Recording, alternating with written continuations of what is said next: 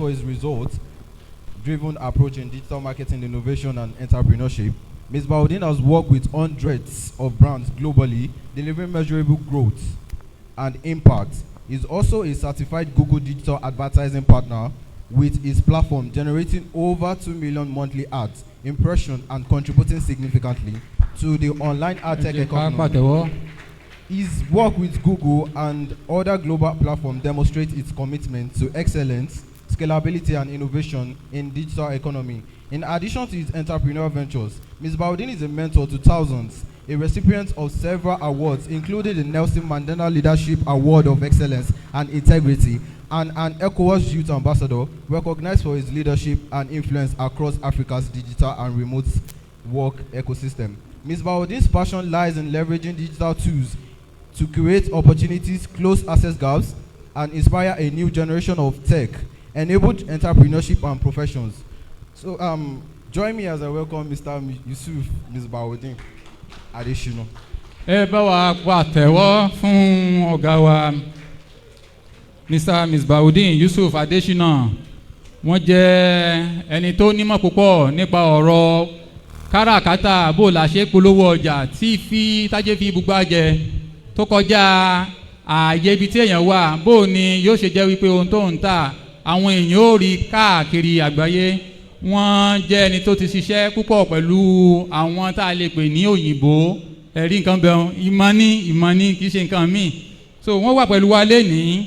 Ìwé tí ẹ ṣì ń wò lọ́wọ́ mi yìí nínú àkọsílẹ̀ wọn náà ni eléyìí. Ohun tí wọ́n mọ̀ bá wa sọ̀rọ̀ lé lórí ó ní bó ni getting started, roadmap to getting started with tech.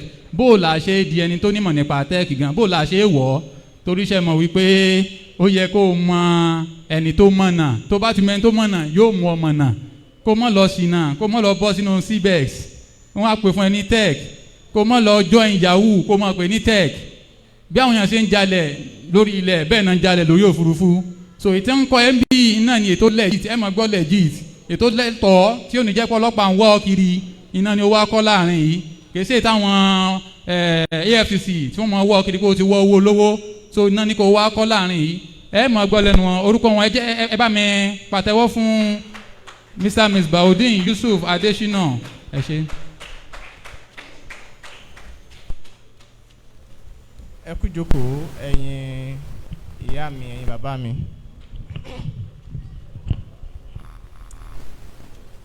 Ẹ kú jókòó ẹ̀yin bàbá mi, ẹ̀yin ìyá mi, ẹ̀yin ẹ̀gbọ́n mi àti ẹ̀yin akẹgbẹ́ mi. Adẹ̀kú àti àárọ̀.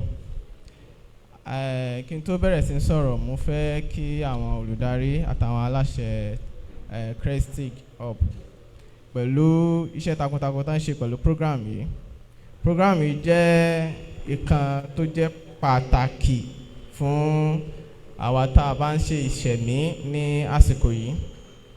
So ẹ̀yin tẹ́ wà níbí báyìí, mo kí yín lọ́pọ̀lọpọ̀ yìí pé anytime ẹ wá time láti wà níbí báyìí.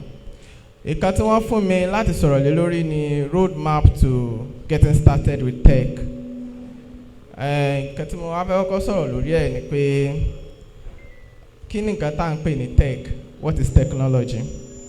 When we are talking about technology, kì í sọ pé ìmọ̀ data science, ìmọ̀ digital marketing nìkan là ń sọ nípa ẹ̀. Technology ó fẹ̀ gan. When we are talking about technology, it is a broad term, and my dad try because àkókò tí wọ́n fún mi kò pọ̀, màá try láti break it down láti jẹ́ kó basic ẹ̀ kó yé wa. Now, when we are talking about technology, we are talking about the knowledge, okay, the knowledge and the infrastructure that are available láti lè ṣe àwọn iṣẹ́, àwọn okòwò, àwọn ìgbìyànjú láti create value látara ayélujára tá ń pè ní internet. Technology dẹ̀ ní ó ṣe pàtàkì gan, ó dẹ̀ ó wà broad, a máa ń sọ̀rọ̀ nípa ẹ̀. Bí tí mo ti kọ́ fẹ́ bẹ̀rẹ̀ ni pé àwọn tán jẹ́ bí àwọn bàbá wọn, ìyá wa tán wà ń bí báyìí tó sọ pé wọ́n ṣe iṣẹ́ ọwọ́, wọ́n ní iṣẹ́ ọwọ́. Iṣẹ́ ọwọ́ yìí kò mean pé ẹ̀yin náà ẹ̀ lè jàǹfààní technology àbí ẹ̀ lè get started pẹ̀lú technology, because bí nǹkan tí mo kọ́kọ́ sọ wípé technology ó jẹ́ area kan tó sọ wípé ó fúnni ní àǹfààní, ó dẹ̀ empower wa, it empowers you to be able to transact and make use of digital technology. Bí àpẹẹrẹ ẹ̀yin tẹ́ jẹ́ ìyá wa tẹ́ jẹ́ bàbá wa tó sọ pé ẹ níṣẹ́ ọwọ́, ẹ jẹ́ ká ṣàpẹẹrẹ pé bóyá ẹ jẹ́ tailor, tẹ́ ṣe jẹ́ tailor yẹn ẹ gbọ́dọ̀ wò pé tailor nìyí kò sí nǹkan tó kàn yín pẹ̀lú technology, nǹkan tó kàn yín pẹ̀lú technology pọ̀. In the times pé tẹ́ ṣe jẹ́ tailor yẹn ayé john tí ó ti sì tó lọ́jú ó ti dé, that is when tó sọ pé kò sí pé kò sí internet, kò sí WhatsApp, kò sí Facebook, kò sí Instagram, but now we have all these platforms that are powered by technology láti make things easier fún gbogbo wa, and tó ṣe lè wà easier fún wa, tó ṣe lè ràn wá lọ́wọ́ láti sọ pé ìgbésí ayé wa, ìjẹ́mi wa, ohun kan tá à ń ṣe ó máa fi rọrùn fún wa, á dẹ̀ fún wa ní edge over others tí wọ́n bá lórú nǹkan báyẹn.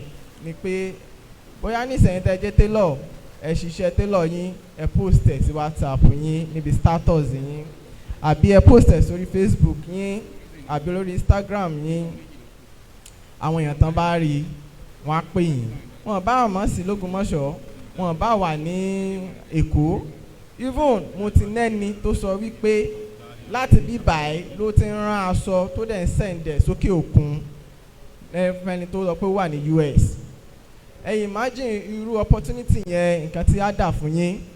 Owó tẹ́ máa gbà lọ́wọ́ ẹni tó sọ pé ó wà ní US, how much you are going to charge them is not what you are going to charge them here in Ogbomoso. Ẹ gbọ́dọ̀ jókòó pé kò síṣẹ́, ẹ wá jókòó pé ṣọ́ọ̀pù tẹ́ ẹ gbà sí ojúde ń bẹ̀ yẹn nìkan lẹ máa jókòó sí, anybody tó bá ti kọjá nìkan náà ló máa jẹ́ customer yín.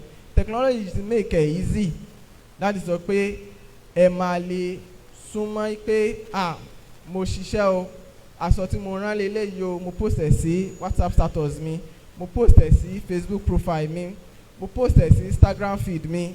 Àwọn èèyàn tó bá dẹ̀ wà lókè òkun tán wà ní ìlú mi, wọ́n á rí, tán bá nífẹ̀ẹ́ sí, wọ́n á sọ fún yín pé ìyá alágbájá aṣọ yìí mo mọ̀ nífẹ̀ẹ́ sí, ẹ bá mi rán rú ẹ o, èló ló máa cost mi. So kò yọ ẹ̀yin tẹ́ jẹ́ àgbàlagbà sílẹ̀ níbẹ̀. Àwọn nǹkan yìí làwọn Cresdig hub ni wọ́n ní program tí ó sọ pé wọ́n lè bá yín ṣe. So ẹ ní láti súnmọ́ wọn láti bá wọn sọ̀rọ̀ ike bó wọn ṣe lè bá yín ṣe kinní yìí. À ń pè kankan ní Google Map, à ń pè kan náà ní Google. Google ó jẹ́ ara àwọn nǹkan tó wà powered by technology tá à ń sọ yìí, tó dẹ̀ sọ pé irú ẹ̀yin tẹ́ jẹ́ ìyá wa bàbá wa yìí á ràn yín lọ́wọ́ gan, á sọ okòwò yín, á sọ di ìgbà ọ̀tun, á bá yín sọ di púpọ̀. Irú nísìnyí bóyá yẹn kan wá bóyá mò ń wá mechanic, mò ń travel lọ mọ́tò mi takùn, mò ń wá mechanic. Ayé ti kúrò nínú pé mo wà lójú ibi kan, mi ò mọ bíbá yìí o, bó mo ṣe fẹ́ rí mechanic yẹn máa ṣe máa bèrè káàkiri. Fóònù wà lọ́wọ́ mi, màá search lórí ẹ̀ pé mechanic near me. Tó bá sọ pé business yẹn wà online, irú àwọn nǹkan báyẹn tí Cresdig hub tán ti bá yín ṣe tó wà online, àwọn èèyàn á rí, irú ẹni bẹ́ẹ̀ á rí, á pè yín pé mọ́tò mi takú ni o, ibi báyìí mo wà o, ṣẹlẹ̀ wá bá mi ṣe, ẹ̀dẹ̀ lè mọ bá wọn ṣe, ẹ̀ máa gbowó yín. Ó kúrò ní pé kọlọ́mì Tinubu ò dáa. Ara nǹkan báyìí ni àwọn prof wa sọ fún alẹ́ kan yìí pé nísìnyí báyìí a ti ní ministry fún communication, innovation and digital economy, ìyẹn báyẹn náà. Now ó wá bọ́ sórí pé getting started with tech fún àwọn tó fẹ́ lọ wọnú technology, digital economy, láti sọ pé wọ́n fẹ́ learn àwọn digital skills, because irú àwọn tí mo kọ́kọ́ sọ wájú yẹn ẹ rí i pé ẹ̀yin tẹ́ ẹ níṣẹ́ ọwọ́ ló sọ pé ẹ ní digital skills, but ẹ níṣẹ́ ọwọ́ òun ni àkọ́kọ́ sọ yẹn. But àwọn tó sọ pé wọ́n fẹ́ learn digital skills, we have a lot of them, we have a lot of digital skills, they are even uncountable. But one thing about digital skills is that it is not a get rich quick program, it is not a get rich quick skills. There are skills tó sọ pé you use it to create value You use it to create value for people, for businesses, and thereabout. Major part of it, the number one thing about it is that you are creating value. You are helping someone. Business kan tó sọ pé okay ká wá digital skill. Irú àwọn tí wọ́n ṣe presentation lẹ́ẹ̀kan fún data analysis. Ọ̀pọ̀lọpọ̀ business ló máa ń wá àwọn tó jẹ́ tán nímọ̀ nípa data analysis láti help wọn. In the sense wípé ẹni tó ní data analysis tó ní ìjìnlẹ̀ ìmọ̀ rẹ̀ ó lè bá business láti sọ pé gbogbo data yín o raw data lẹ ní o a máa refine ẹ̀ a máa fi make more refine decision nípa business yín.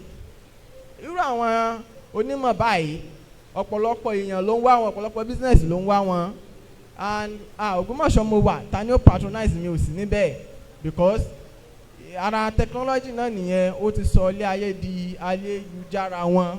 Ẹ lè wà níbí báyìí kẹ́ mọ bá ẹni tó jẹ́ ọ̀gá ilé iṣẹ́ ńlá nílùú èbó kẹ́ mọ bá ṣiṣẹ́. Ilé sọ pé scam àbí cbex bí àwọn ọ̀gá wa ṣe sọ lẹ́ẹ̀kan ẹ̀yin gangan lè bá wọn ṣiṣẹ́ and ma create value fún wọn. So these digital skills and technology, everything surrounding it is based on value creation system. What can you do? Now we have a lot of digital skills, like I said earlier on. We have a lot of them, and I'm going to mention a little bit of them. Let's see. We have digital marketing. You know, digital marketing, we have search engine optimization, we have media buying, we have social media management, we have search engine marketing. Search engine marketing is different from search engine optimization. They are two different things. One is organic, which is search engine optimization. It is organic, while the other, search engine marketing, is paid. So, ọ̀tọ̀ọ̀tọ̀ and there is a lot of demand for people that have their skills. If you have the skills, there are a lot of people that are looking for the demand. They are looking for people that have skills in here to pé ẹni yìí ó mọ̀ nǹkan tó ń ṣe. Tá bá sọ pé search engine optimization ó mọ̀ nǹkan tó ń ṣe. Tá bá sọ pé search engine marketing ó mọ̀ nǹkan tó ń ṣe. Because at the end of the day, ilé ayé tá a wà yìí nísìnyí ayé pé what can you do? It is not like pé ẹ máa lọ jókòó sọ́fíìsì ẹ kàn máa wọ táì ẹ máa wà nínú ẹ máa kó fáìlì káàkiri rárá o. Eléyìí báyìí they are asking you what can you do to improve my business, to improve my life. That is what digital skills and digital economy and technology is all about. Mo rò bóyá nǹkan tí mo sọ ṣó yé wa dáadáa. Naam, ṣó yé wa dáadáa. Tọ́ ẹ ṣeun. Now fún ọ̀rọ̀ àwọn ọmọ ẹ̀yin tó pé mo rí pé ẹ̀yin tẹ́ wà ní around wa yìí ọ̀pọ̀lọpọ̀ ẹ̀yin tẹ́ wà ń bí báyìí bàbá wa lẹ jẹ́ àti màmá wa. Irú èmi báyìí àwọn òbí mi náà fi ẹsẹ̀ mi sí technology torí pé ìgbà tí mo wà ní kékeré ẹni tó jẹ́ bàbá fún mi wọ́n máa ń bá mi ràwé wálé púpọ̀. Ara àwọn ìwé tán wá rà wálé ní time kan wọ́n pè ìwé yẹn ní GSM solution. Nínú GSM solution yẹn ni mo ti kọ́kọ́ mọ̀ nǹkan tó ń jẹ́ technology internet, and I was just, if I'm not mistaken, I was just about 10-12 years at the time, and so far so good. Ìwé yẹn, because I did not have anything I was doing and it was practical enough for me, I started implementing them. One beautiful thing about technology is that you can implement them. You see the result in real time. You see the result. Whatever you are doing, you see the result. Ó kúrò ní pé èèyàn ṣe magic or anything. It is a process, and when you follow the process, you see the result. And one thing about children is that children are more inquisitive. They tend to, oh, if I do this thing, okay, to give me the result, okay, let me try it. And when they try it and they see that it's giving them that result, they tend to go more and more and more into it, even further than what we teach them or what we expect of them. So, ìkan tí mo wá fẹ́ gbà láyànjú ni pé àwa tá a jẹ́ òbí tá fẹ́ jẹ́ kí àwọn ọmọ wa kí wọ́n bẹ̀rẹ̀ technology, kí wọ́n get started with technology. Because àsìkò tá a wà yìí nísìnyí ọ̀pọ̀lọpọ̀ òbí kò mọ̀ yàtọ̀ láàrin technology àti yahoo. Ọmọ alẹ́sọ́pọ̀ ọmọ ìyá kankan náà ni wọ́n tó pé technology náà ló ń power méjèèjì. So a lè pè lọ́mọ ìyá kankan náà ṣùgbọ́n wọ́n yẹ sọ́mọ bàbá kankan náà. Ìkan ọmọ bàbá bú ni ìkan dẹ̀ ní àwọn bàbá rere ni. Technology òun wà more into value system. Ìpè gbogbo ibi tẹ́ bá ti rẹ́ni tó ń ṣe technology, what they are after is creating a value for someone that they are interacting with. Because lórí internet, lórí digital economy, what is most important is for transaction. Ìpè transaction yóò, I will create this value for you, then you pay me for my time or for the value I created. Bí àpẹẹrẹ, ẹni tó nímọ̀ nípa digital marketing.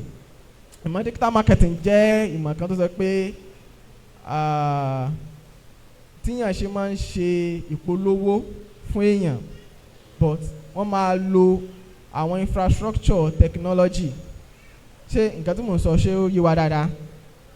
Wọ́n máa lo infrastructure technology bíi phone láti sọ pé a máa bá yín ṣe ìpolówó.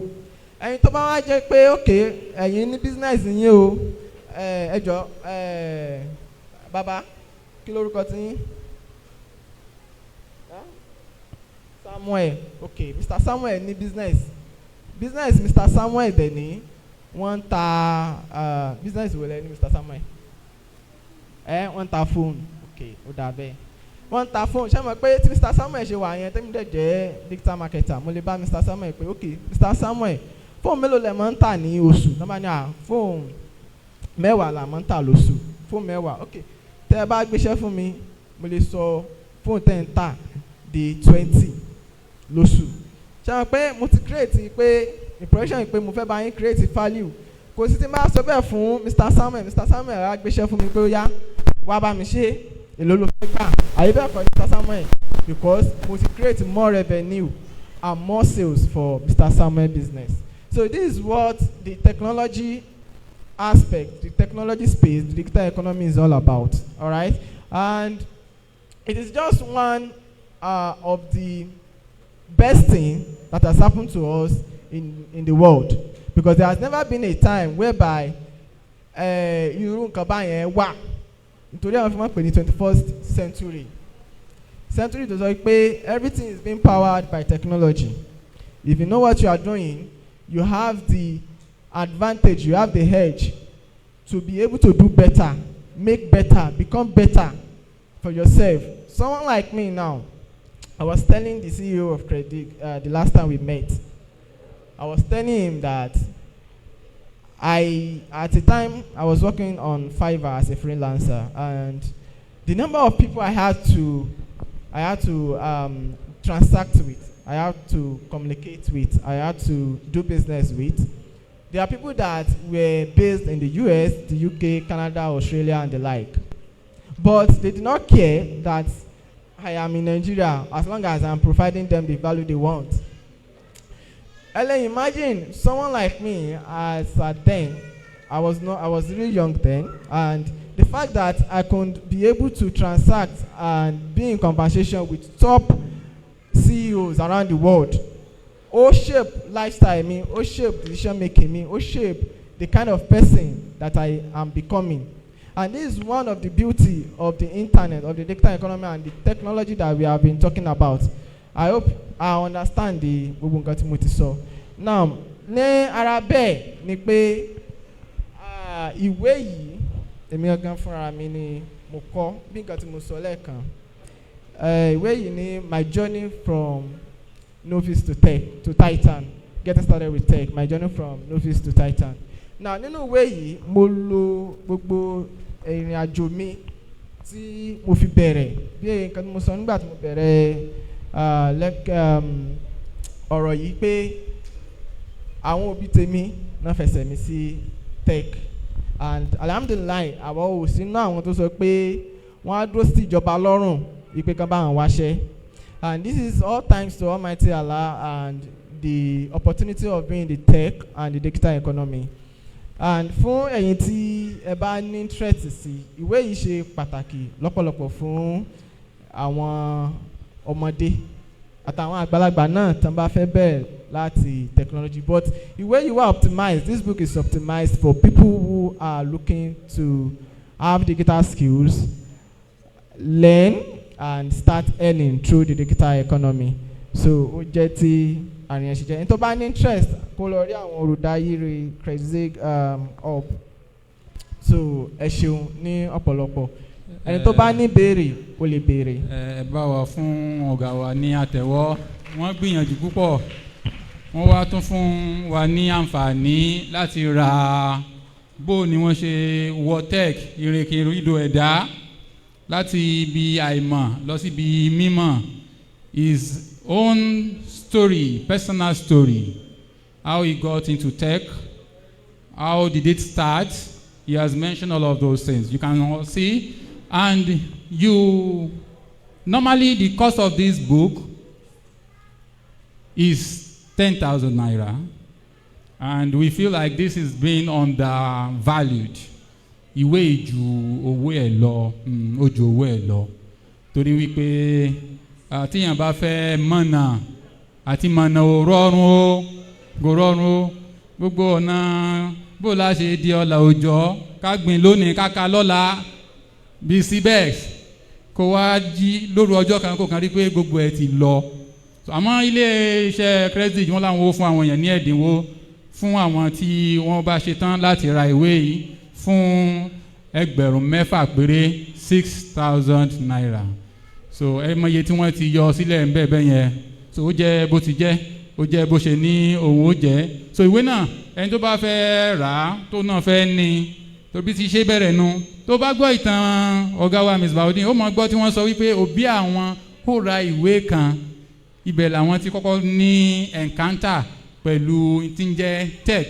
So òbí láǹfààní àti ra lè lọ lé fọmọ pé eléyìí ni ó máa kà, eléyìí kà ní tó bá mú jáde bẹ̀ jẹ́ kí n mọ̀. So eléyìí a fi ń ra ọjọ́ iwájú fún àwọn ọmọ ni. Bákan náà ó ní wípé àwọn òbí tó wà ní bíbá yìí kí wọ́n kọ́ ṣe òbí Mr. Miss Baudin tí àwọn ni wọ́n fi wọ́n lé ọ̀nà tech ni wọ́n fi yà síbi tí ò dáa.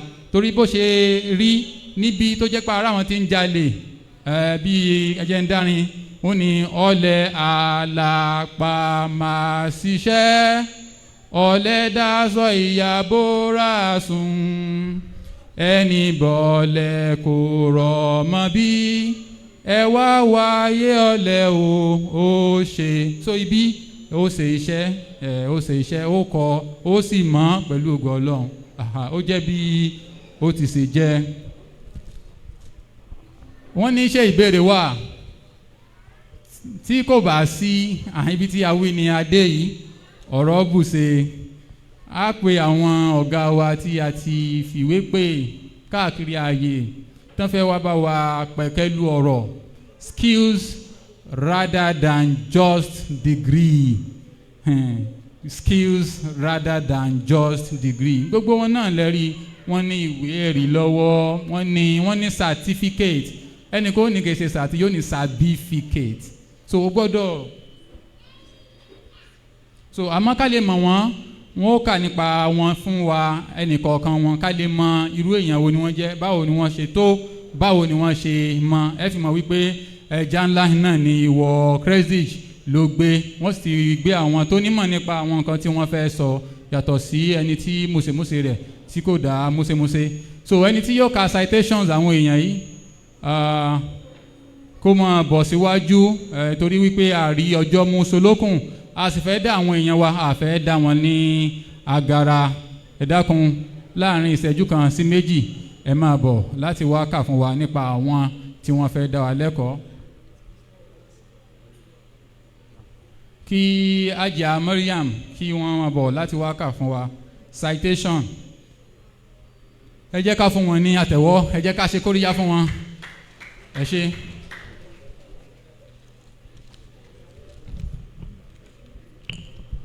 Good day, everyone. My name is Ajilete Mariam. I'm here to read the citation of Mr. Lawal Samad Olamide. Mr. Lawal Samad Olamide is a native of Ede, Osun State. He holds a bachelor's degree in linguistics and also a master's of business administration, both from the prestigious University of Ilorin. Samad is a dynamic co-founder and the director of corporate marketing of Vanal Marketing Strategies and Business Growth. Samad has played a Samad has played a pivotal role in positioning Vanna Services as a leader in the distribution of health and wellness products across the being an entrepreneur, he brings with him a wealth of experience in brand strategy, market expansion, and digital marketing. Join me as I welcome Mr. Lawal Samad Olamide. Ẹ ṣé, ẹ dákun, ẹ máa lọ sí iwájú níbẹ̀ yẹn. Tọ́, ẹni tí ó tún kàn tí wọ́n ó ka citations rẹ̀ fún wa, ẹ jọ̀ọ́ ẹni tí ó kà á kó máa bọ̀ síwájú níbí báyìí torí wípé àní fẹ́ dá àwọn èèyàn wa ní àgàrà, wọ́n ti wà ní àárín yìí látàárọ̀.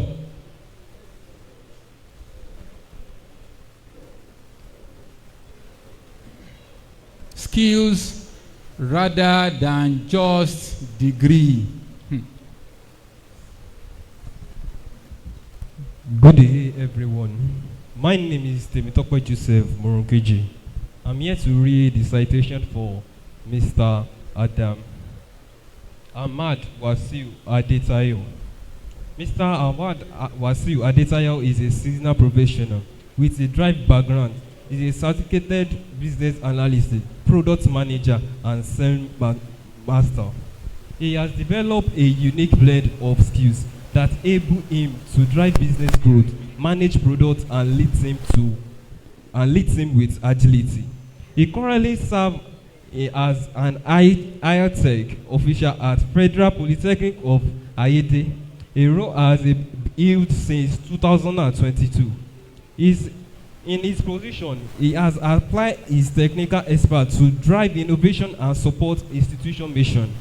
Prior to join Federal Polytechnic of Ajilete, he worked as a technical assistant at Katsina State Television during his National Youth Service Corps in 2018.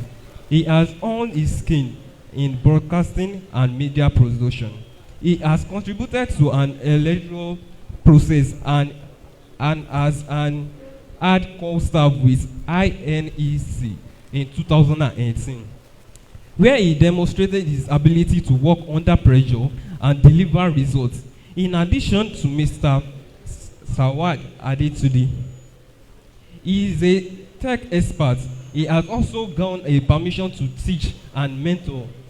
He taught science and Spotify Crèche and Pioneer Global Academy in Katsina State, where he inspired young minds and helped them to develop a love for learning. He is a CEO of 2 ventures at Brilliant Tutor Academy. He provides a quality education and mentorship to students. He helped them to achieve their academic goals and reach their full potential. At health service, at Alpha Service, he drives innovation and renewable energy sectors, working towards the substance of future of all. Throughout his journey, he has developed strong problem skills, effective communication, and leadership ability to have enabled him to drive teams and drive results. Join me as I welcome Mr. Ahmad Wasiu Adetayo.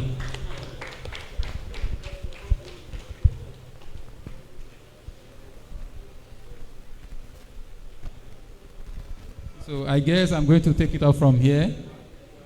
I'm going to be the one moderating this whole discussion by our amiable panelists. So now we are going to call the next panelist.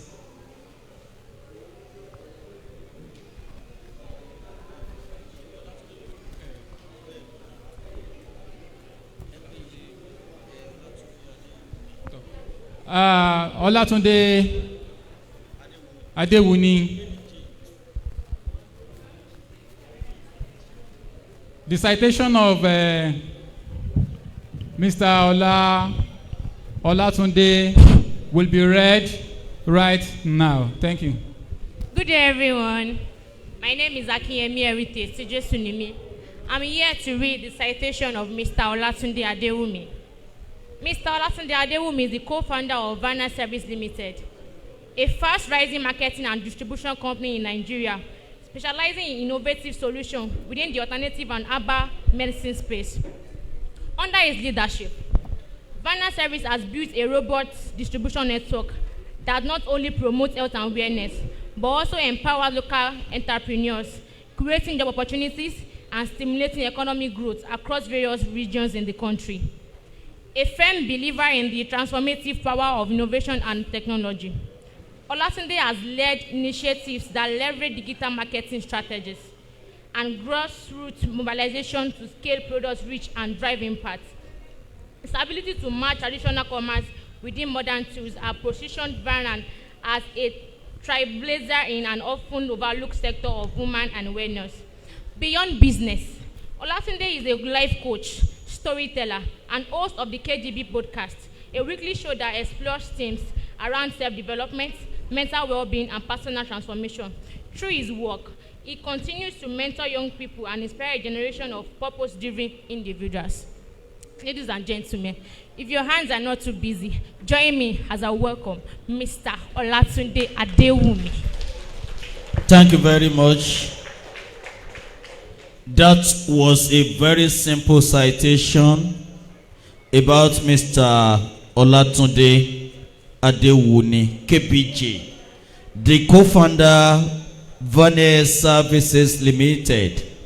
Obìnrin tó ká yìí ọ̀sán tọ́pọ̀ nípa wọn, ṣùgbọ́n torí pé àkókò lè gbà wá, Mr. Olatunde ó ti ṣe takuntakun nídìí gbogbo tí a pè ní tẹ́ẹ̀kì tó jẹ́ ti ìgbàlódé. Nílẹ̀ yìí, lókè òkun àti káàkiri àgbáyé, wọ́n ti gbìyànjú níwọ̀nba. A ní opportunity kí n pè lórí ọ̀fẹ́ tí wọ́n jẹ́ ọ̀kan lára àwọn panelists wa lónìí. Lẹ́ẹ̀kan sí, ẹ bá mi fún wọn ní àtẹ́wọ́. At this point in time, I'd like to call on Mr. Musbahudeen Yusuf Adeshina, founder, Yusrad Tech, Manakocha, Palaroba, Abracadabra, Kusari, Jakete, Santa Soma, Agbakaha, Amagedo, Sakitikulele, Ohimaloma, Dododo, Alaji. Cholo 1 2.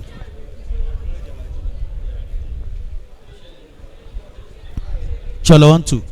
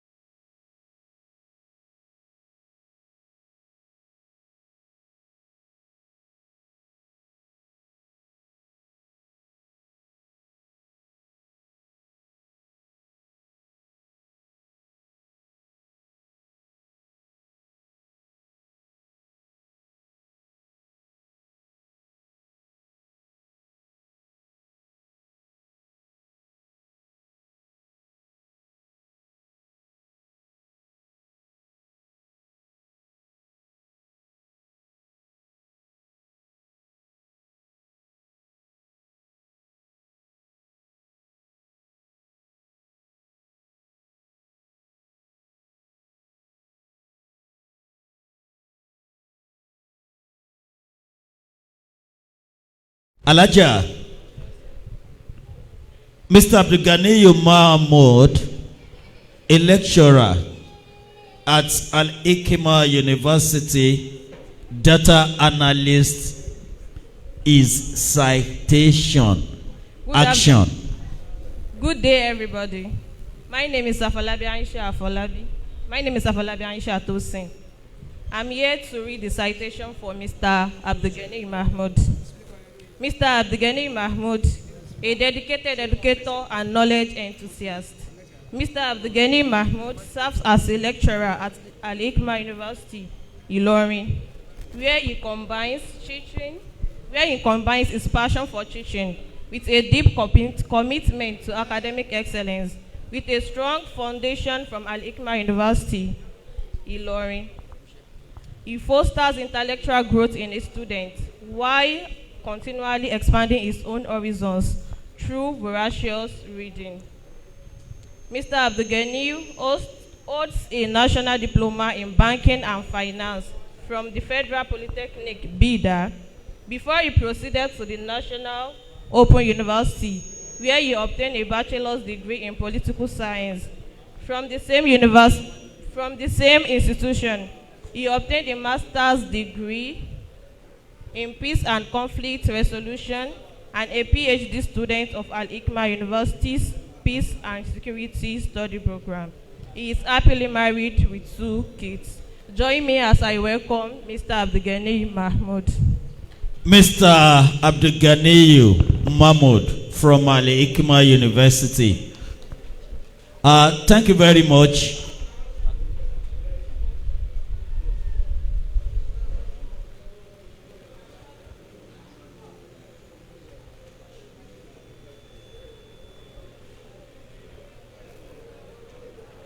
This time around, we are going to Mr. Mubashir. And I think it is going to be the very last person. The last citation for that matter.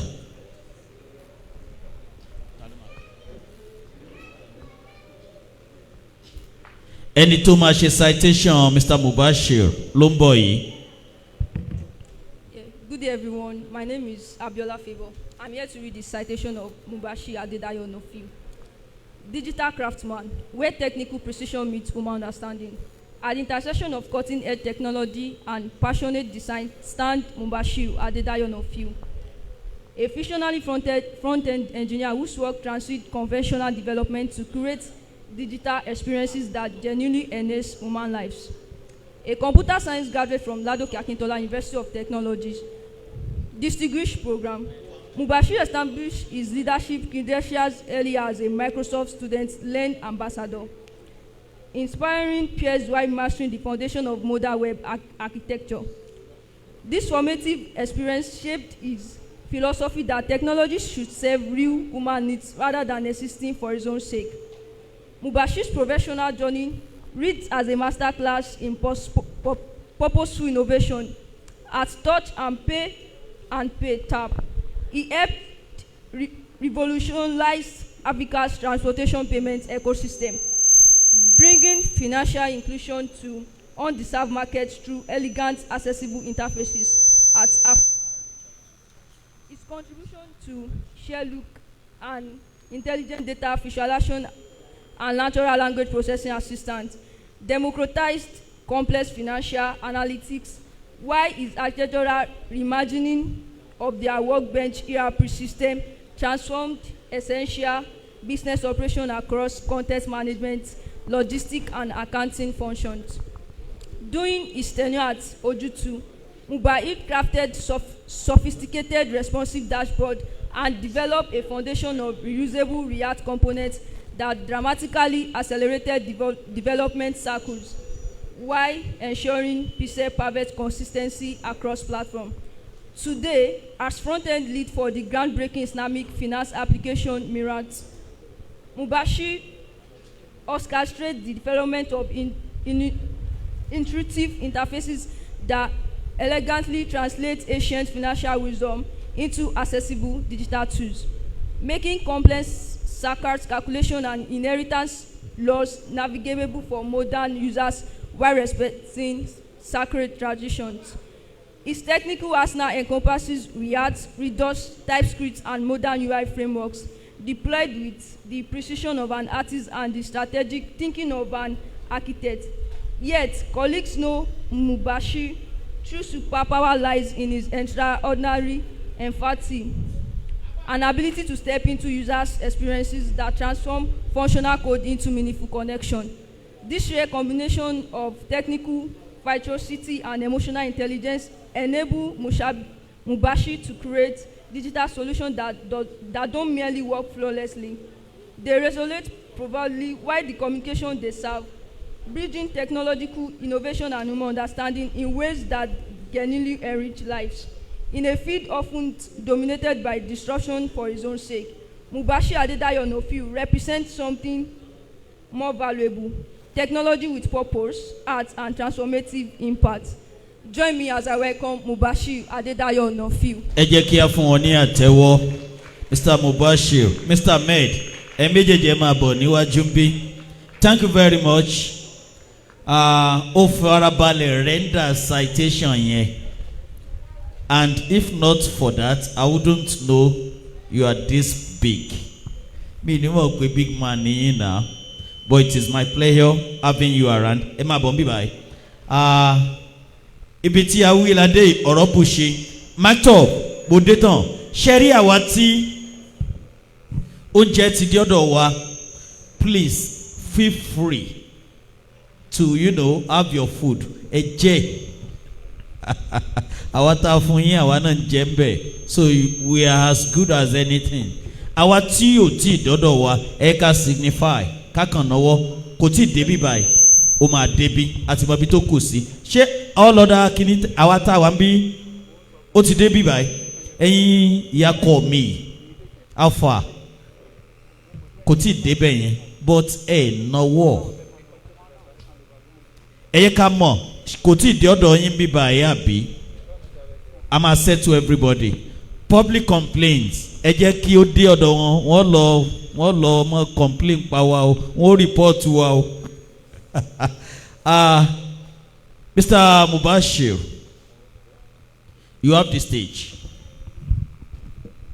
All right, good afternoon everybody. You are welcome to this panel session.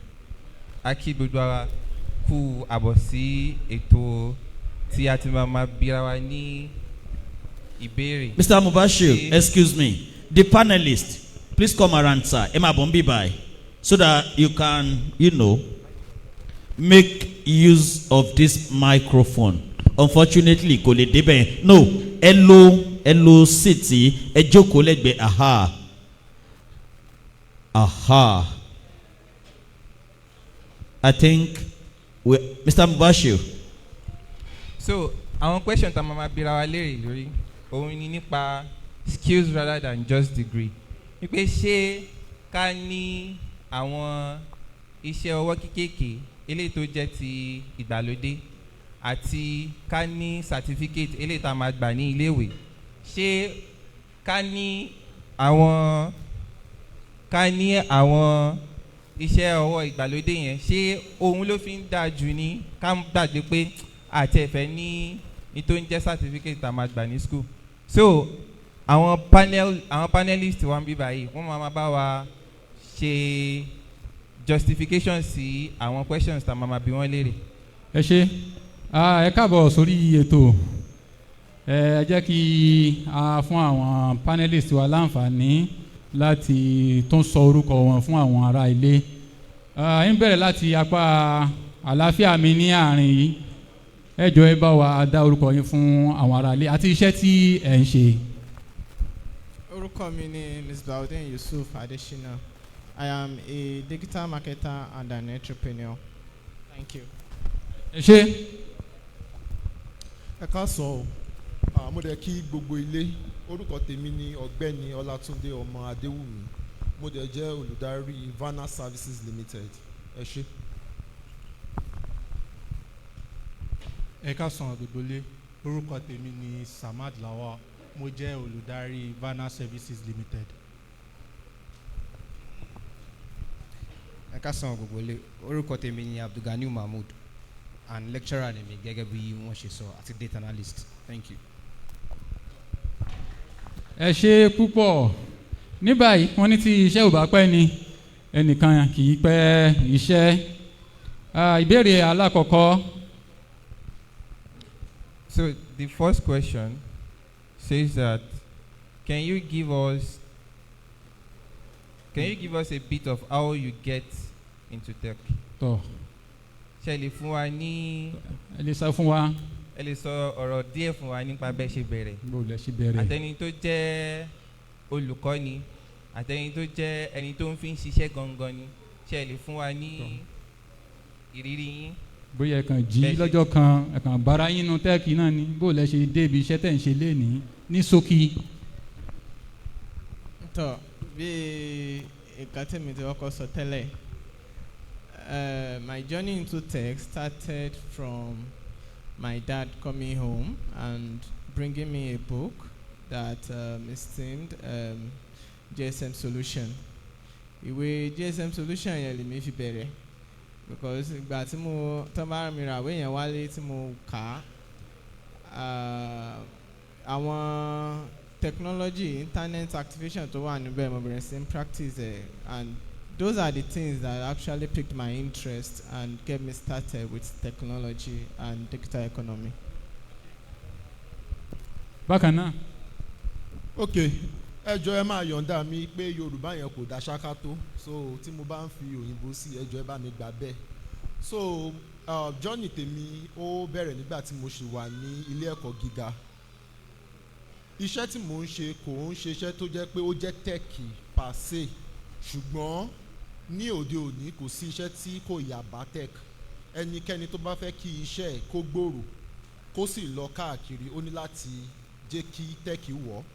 Torí báwo ni èèyàn ṣe lè wà ní Ògbómọ̀ṣọ́ tàbí ní Ìlọrin tí àwọn èèyàn dẹ̀ fẹ́ mọ̀ ẹ́ ní òkè òkun tí kì bá ń ṣe pé through technology, social media, that's the only way tí àwọn èèyàn fi lè mọ̀ ẹ́.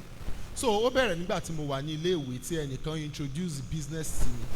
Mo dẹ̀ bẹ̀rẹ̀ kékeré, nígbà tí mo dẹ̀ parí ó jẹ́ nǹkan tó jẹ́ pé mo tẹ̀síwájú pẹ̀lú. Òun náà dẹ̀ ló fà jẹ́ pé lẹ́yìn ọdún mélòó kan ó padà dá iléeṣẹ́ wa Vana Services Limited sílẹ̀ tí ó sì jẹ́ pé òun ni à ń ṣe di òní. So ẹ ṣé.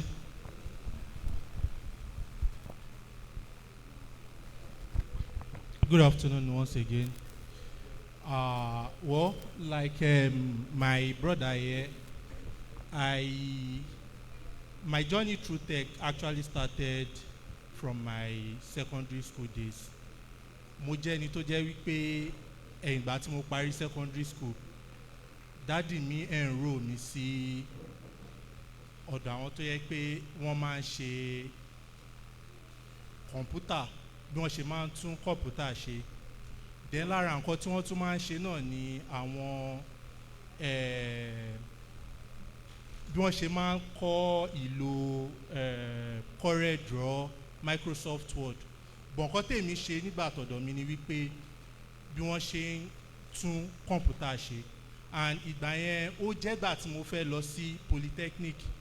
Mo dẹ̀ rántí pé bàbá mi sọ fún mi wípé ìmọ̀ tó kọ́ yìí o kò ń ṣe gbogbo ìgbà ni kó máa pè wá nílé pé o need owó, o need nǹkan báyìí. Oúnjẹ, o fẹ́ ṣe ọbẹ̀, o fẹ́ jẹun, nǹkan tó kọ́ yìí ó yẹ kó lè take care. Ẹ jọ̀ọ́ má bínú Yorùbá mi. Yeah. So, and fast forward from there, cause all this with time is what you learn.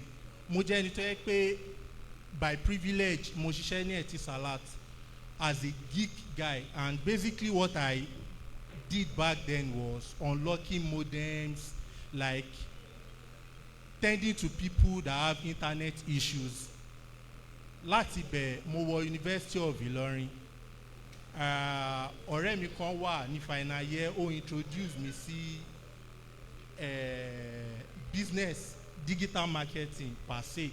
But then, you know, I just had to like harness my skills, because most of us, there is always this kind of opportunity availed to us a máa rí ẹnìkan ẹni méjì tó máa sọ fún wa pé ṣe nǹkan báyìí but tó wáyé pé nǹkan ta ní passion ni like we can always go ahead to harness that skills, and that was exactly what I did, because I could remember enrolling in lots of programs just for me to have that certification, and also to kò sí nǹkan téèyàn mọ̀ tó bá lọ síbòmíì wà á rí one or two things tí ó máa like tó máa yàtọ̀ sí nǹkan tó ti mọ̀ tẹ́lẹ̀, and that's the reason why learning is a continuous process. So every now and then, like, there is always one thing or the other, because even the world evolves. So what you tend to know yesterday is outdated.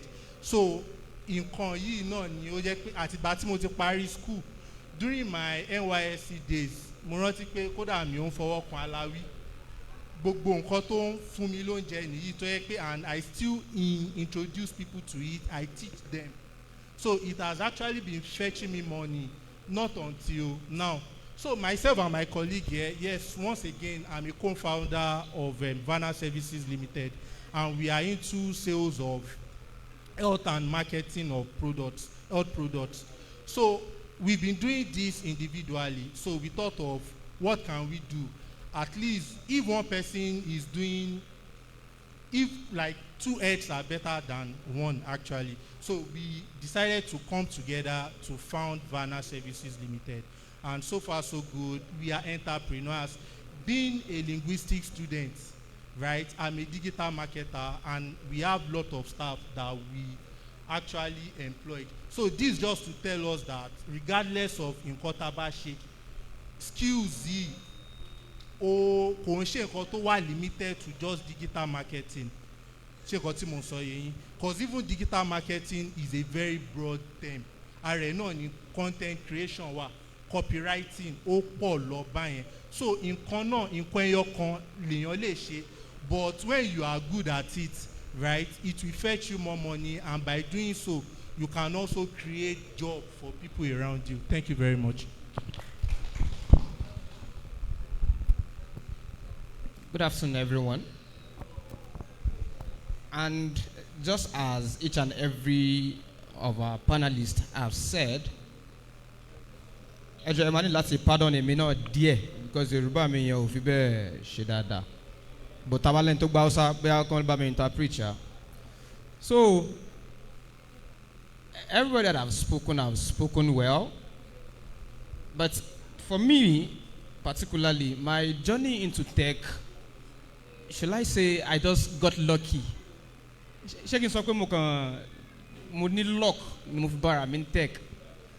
Reason being that èmi àti Mr. Hafiz ó ti pẹ́ gan, like we go way back. That's what I mean by ó ti pẹ́. And it's not just Mr. Hafiz, I have other of my people here. Mo jẹ́ nìkan tó yẹ pé mo máa ń like pé mo fẹ́ mọ technology tó wà behind nǹkan báyìí. Kí ló ṣe wà nínú rédíò gan, báwo ló ṣe ń sọ̀rọ̀? So mo jẹ àgán kékeré because mo máa ń tú rédíò ṣeré ńgbà yẹn. Èmi fẹ́ wo ẹni tó wà nínú ẹ̀ ní o tó ń sọ̀rọ̀, but mo mú mi ò mọ̀ pé kò ń ṣe yẹn ló wà nínú actually pé medium mú àtẹnìkan fi ń sọ̀rọ̀ sí wa ni. So nígbà tá a kúrò ní Federal Poly Bida, mo bára mi ní National Open University, and fáwọn àtàbámọ̀ nípa National Open University níbẹ̀rẹ̀ rẹ̀ you have no class period or class sessions like this. No, lè ní wọ́n kó material fún ẹni kọ́ lọ kà á máa lọlé wàhálà tí ẹni ọba àti ẹ̀wọ̀n á kà. So máa fò pé mo ní ọ̀pọ̀lọpọ̀ àsìkò on my side kí mo lè ṣe pẹ̀lú time yìí tó dẹ̀ yà pé kò ní affect academics mi. Àwọn lágbàtà wà ń bì dá gan, àwọn tó lè testify sí wà ń bì. Mo jẹ́ nìkan tó yẹ pé mo máa ń like kí n kọ́ àwọn èèyàn ní nǹkan débi pé wọ́n mọ̀ ń wá wálé tá à ń gbé pẹ̀lú àwọn ẹni yìí lágbájá la béèrè mi ìmọ̀wé tó bẹ̀rẹ̀ ẹ̀rọ ọkùnrin má bínú o, but at least níwọ̀nba yẹn mo máa ń jẹ́ kí n kí téèyàn bá fẹ́ mọ̀ kó dúró dáadáa, make sure pé tí wọ́n náà bá mọ̀ kọ́ yàn. because like Koyan, definitely you are just a vacuum. You are existing in a vacuum. Ni. So you lo sumide the tech, and just as my brother here have said, tech all facing care kani ko possible ko mu meji at meta kakole kana ko possible, because even as a data analyst tí mo jẹ́ tí n bá níṣẹ́ tó níṣe pẹ̀lú graphics designing, Afis is my go-to person. He's the one I'm going to push the job to. Eléyìí iṣẹ́ tèmi. Let me not say simply because I will have something from it, then I will, no. Kò ń ṣe tèmi. Afis handle this aspect. Wàtí client yẹn ọba ara yín pò. Data analysis ń tèmi. Anything outside that and academia, mi ò ń dédé rẹ̀.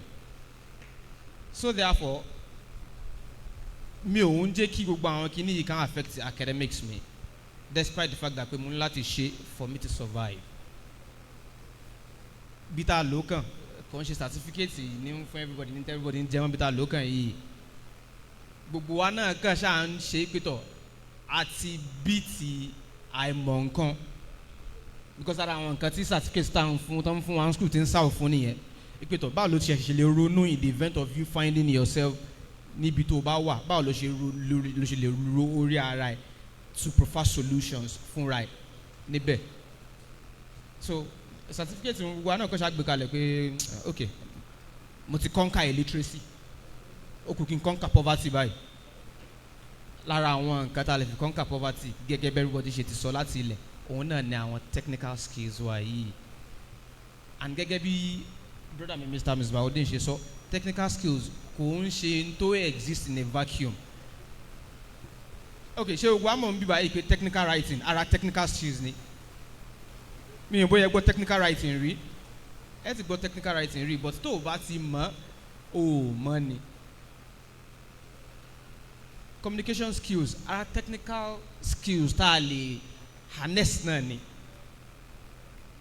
So gẹ́gẹ́ bẹ́ẹ̀ ni iṣẹ́ ń sọ̀rọ̀ ìlàtẹ̀kàn yín sìn, people get paid for it. It's one of those things I do too. I do MC. I get paid for it. So I understand. Ẹ ṣeun. Thank you. A dúpẹ́ púpọ̀ lọ́wọ́ àwọn panelists wa. Ẹ rí i pé wọ́n ní nǹkan tó pọ̀ tán fẹ́ sọ fún wa. Àmọ́ ẹ rí i pé àsìkò ó ṣeé ṣe kó mọ́ fún wọn ní àǹfààní rẹ̀. Tí kò bá ṣe wípé kí n má ṣẹ̀ sófin, torí Yorùbá bọ̀ wọ́n ní ìlú tí ò sófin ẹ̀sìn ò sí bẹ́ẹ̀ ìbániyọ nínú àsìkò tí wọ́n padà lò. Àmọ́ àní ṣe bẹ́ẹ̀. So látara bẹ́ẹ̀ àwọn ìbéèrè tí a máa béèrè á fẹ́ kẹ́ ẹ máa sọ fún wa ní ṣókí ká má bàa dá àwọn aráalé ní agara. Eléyìí yóò lọ fún àwọn tí wọ́n ti ń gbàyàn síṣẹ́ nínú àwọn panelists wa. Wọ́n ní àwọn nǹkan wo lẹ máa ń wò gan, kí ni pàtó tí n bá wá iṣẹ́ wá sí iléeṣẹ́ yín, kí ni nǹkan tẹ́ wò? Ṣé n tí mo lè ṣe ni ẹ wò ni àbí certificate tí mo gbé lọ́wọ́? Ní ṣókí àwọn nǹkan wo lẹ wò, kí lè tẹ̀sí fi wò ó? So bí yàn bá wá iṣẹ́ wa, ẹ jẹ́ kọ́kọ́ fi lè bẹ̀rẹ̀ pé sometimes ago bóyá bí 2 months ago, ẹni tó jẹ́ ẹni tó ní ọlájù tó lówó jù ní gbogbo àgbáyé, Elon Musk, ó tweet nǹkan kan yìí pé òun fẹ́ gbà àwọn èèyàn síṣẹ́, òun ò care bóyá ó jáde ní Harvard, òun ò care bóyá ó jáde ní anywhere in the world you have, what he cared about is that can you do this? This is what we want. So the world is now turning to, or the world is even now a place to sọ pé bí yàn bá ń wáṣẹ́ báyìí nísìn, ó gbọ́dọ̀ ti sọ pé irú nǹkan tí mo lè ṣe lélẹ̀. Ẹni tó bá dẹ̀ ní digital company or tech company, nǹkan tí ó bá lè ṣe ní irú mi á béèrè lọ́wọ́ ẹ̀ pé kì í sọ pé certificate ẹ̀ máa kọ́kọ́ béèrè, certificate gan mi ò kí ń béèrè lọ́wọ́ yẹn pé certificate wo lo ní school wo lo lọ. Nǹkan tí mo máa béèrè ni pé tí o ní skill yìí láti fi ṣiṣẹ́ tí o fẹ́ gbà yìí. So ayé ti wà ní ayé tó sọ pé o gbọ́dọ̀ ní skill yẹn ni. Certificate ó wà, mi ò fẹ́ sọ pé kò nídìí àbí kankan, but tó bá ń wáṣẹ́ ní any tech enabled company, what they are going to ask you is that can you do this, do you have the skill? Mo rò bóyá nǹkan tí mo sọ kó yé wa. Ok, ní ti ọ̀dọ̀ tiwa, èmi ní ìgbàgbọ́ wípé ní òde òní ọ̀pọ̀lọpọ̀ nínú wa a kàn lọ sílé ìwé ká lọ kàwé ká gba certificate nítorí pé iṣẹ́ wà ń ta tó ń dúró dé wa. Nǹkan tí ọ̀pọ̀lọpọ̀ nínú wa ń kà á mọ̀, a kàn lọ school a cram a kọ exam a ṣáà ti ní first class second class upper. So ní ọ̀dọ̀ tiwa tí èmi máa ń wò ní ìwà ó jẹ́ ní tí ó ṣe pàtàkì jù torí bí o ní skill gan tó ò ní wà ò lè pẹ́ ní ilé iṣẹ́. Lẹ́yìn náà ni pé n ta fẹ́ gbà ẹ́ fún ṣé o mọ̀ dáadáa. So mi ò care nípa certificate tó gbé dání, mi ò care nípa grade tó ní àbí nǹkan tó study ní school, but nǹkan táwọn pa fẹ́ gbà ẹ́ fún yìí kí ló mọ̀ ń pa ẹ̀, kí ni nǹkan tó dá lé lórí, kí ni àwọn nǹkan tó ní láti ṣe. Ẹ ṣeun.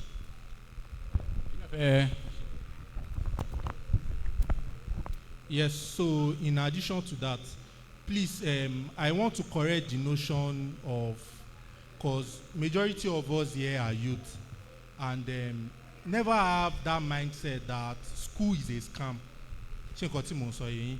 A sọ wípé degree kò wà vital, because the degree will open door for you, but the skills you have will make you stay in the room. What I'm trying to say in essence is that for our own company, we need that communication skills. It is very, very vital. How do you communicate with customers? And Nigeria being a country of diversified culture, so lè sọ pé because you are even in Ogbomoso, not everyone that stays in Ogbomoso like speaks Yoruba. But if you are not schooled, like you are not literate, you can't speak correct English. How do you market what you have?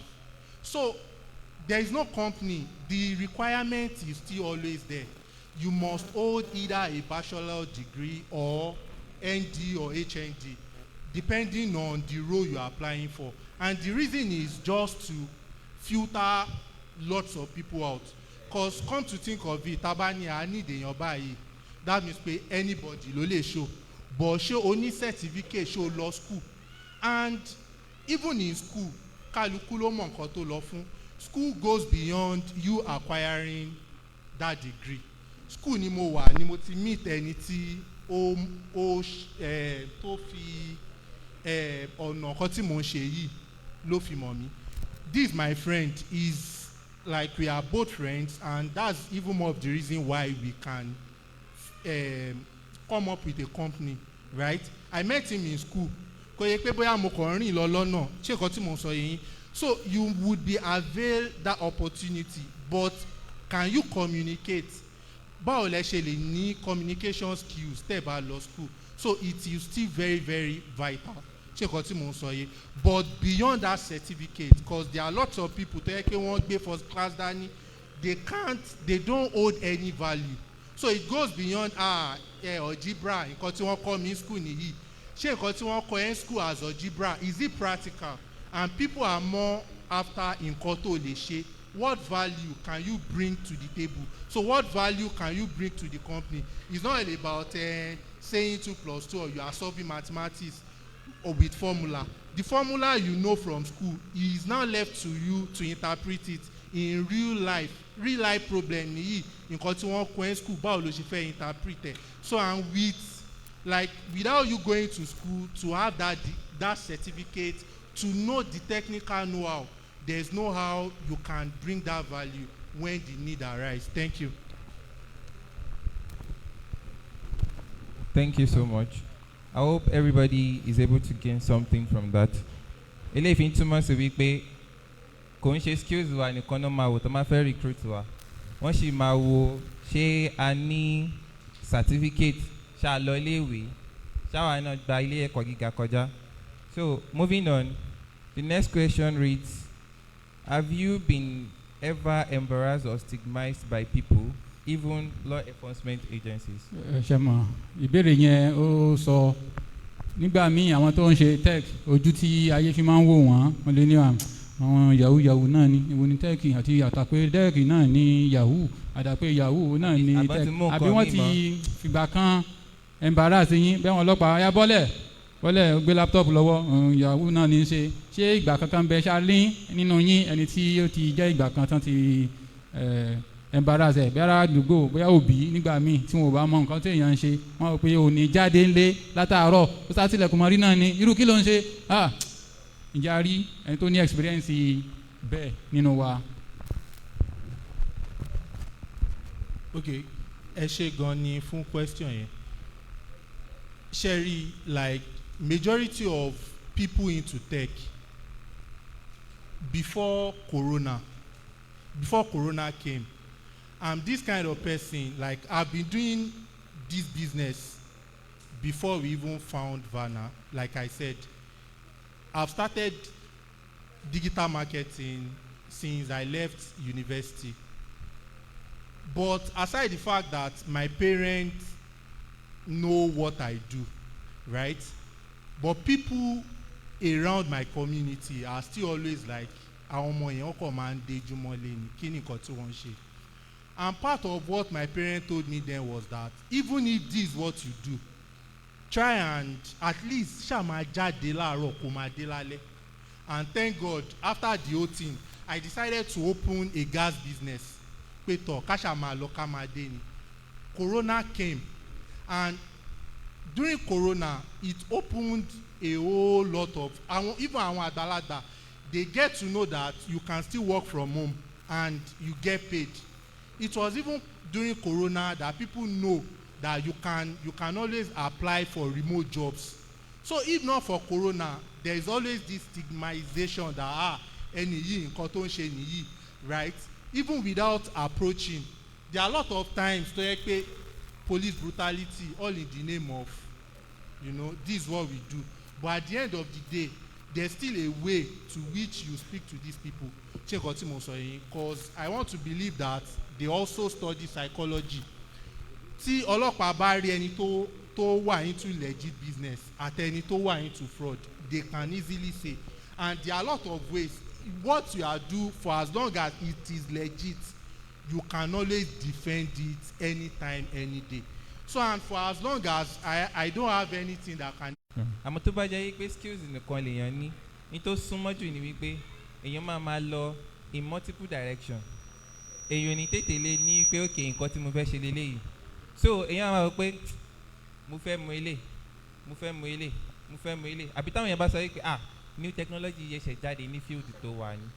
Lóòótọ́ ó yẹ kó learn ẹ̀, àmọ́ ó ní step tó máa take. Eléyìí tó yẹ pé tí kò bá mọ̀ tó bá jẹ́ wípé ó lọ sílé ẹ̀kọ́ gíga ní tó súnmọ́ jù ní pé yóò ti come across nǹkan tó jọ bẹ́ẹ̀. So ìdí sí tèmi ni ẹ tí mi ṣe báyìí lọ. Kémi náà sọ èrò tèmi torí pé wọ́n ní àìsìn bẹ́ẹ̀ náà ni àìbá wọn dá sí. Ọ̀rọ̀ tá à ń pẹ̀kẹ́lù náà ni ọ̀rọ̀ nípa certificate ni àbí skill àbí. Bẹ́ẹ̀ni. Tọ́ tí n bá sì ní ṣe àṣìṣe ẹnìkan ti sọ fún wa lẹ́ẹ̀kan pé certificate ni ó sì lẹ́kùn àmọ́ tí ó jẹ́ òdúró náà ni skill. Ó ṣeé ṣe kó dẹnu ọ̀nà kan nítọ̀ kí ló mú lọ́kọ́ ni ò ní kí ni ẹ wọlé tọ́mátì wá ní kí ló máa ṣe òní àti ìmọ̀ dáadáa gan ó jáde tọ̀ àwa ń pẹ̀kẹ́ lu èwo ló pàtàkì ẹ rí i pé ọ̀rọ̀ yìí ọ̀rọ̀ tó pàtàkì fún wa ni pàápàá jùlọ ní orílẹ̀-èdè Nàìjíríà ní àsìkò tá à ń sọ yìí ọ̀rọ̀ this is a topic of national discourse so ló fi jẹ́ pé a ní tá a pè ní disclaimer policy wípé this discourse is not aimed at discouraging you from obtaining your degrees. Everyone's opinions are a reflection of what has worked for them over the years, and you should not take it as expert advices. So you may need to do your own homework. Kí ni yóò ṣiṣẹ́ fún wọ? Ó ṣeéṣe kí certificate rẹ̀ ó ṣiṣẹ́ fún ọ. Àmọ́ ibi tí ayé ń lọ, ẹ ti rí pé èèyàn mẹ́rin náà ti ní ibi tí nǹkan ń lọ yìí ọ̀rọ̀ sunukun. Wọ́n ní ojú sunukun báyìí iná ni a fi ń wò ó. Ní tí àgbàlagbà bá sì rí lórí ìjókòó bọ́mọdé bá gungi ìrókò ó ṣeéṣe kó má rí. So ó jẹ́ bí ó ṣe jẹ́ ẹ ṣé púpọ̀. Next question. So wọ́n ní wípé kí ni advice tẹ́lẹ̀ fún àwọn èèyàn tí wọ́n jókòó níbí báyìí nípa kí wọ́n join ibi tí wọ́n ti lọ kọ́ ẹ̀kọ́ nípa tech.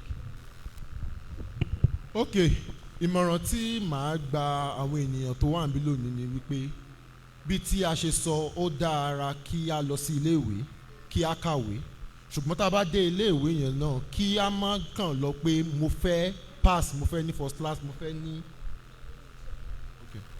ní first class mo fẹ́ ní second class upper nǹkan tí o lọ ṣe ní iléèwé jẹ́ kó dá ẹ lójú pé o mọ̀ débi pé tí wọ́n sọ pé kó wá fi ṣe nǹkan o lè fi ṣe civil service nìkan ló wà ní ìsìn débi pé wọ́n gbà ẹ́ lórí pé o ní certificate tó parí pẹ̀lú first class or second class kò sí ẹni tó ní iléeṣẹ́ àdáni tí ó rí ẹ tó ọkọ̀ parí first class bọ̀ o mọ̀ máa gbẹ̀ síṣẹ́ kò ṣeé ṣe.